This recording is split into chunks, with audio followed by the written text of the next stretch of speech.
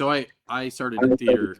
I started in theater when I was a teenager, and one of those things that they tell you is that you have to go big, and then the first time you ever work in front of a camera, they tell you the exact opposite.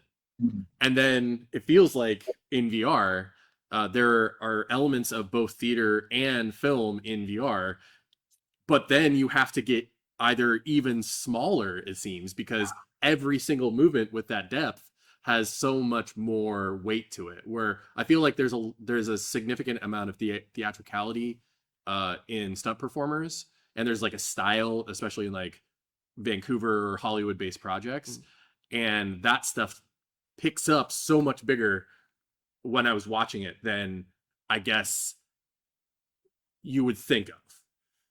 Mm. Yeah, I mean, you see that with a lot of VR projects now. Is you see that theater element come out when people are acting and when people are moving, and like I'm not a big fan of theater. I think it has its place, and I think there's phenomenal theater productions out there. I just saw one like the other night with my wife, and it was great. But I'm not a theater actor. I wouldn't go on a choice unless my wife asked me to go.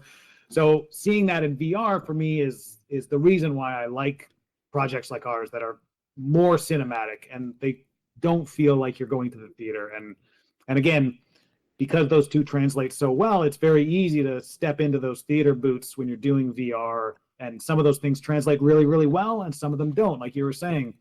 And I think it really comes down to like having a good director that can pick that out and see what works in every single situation.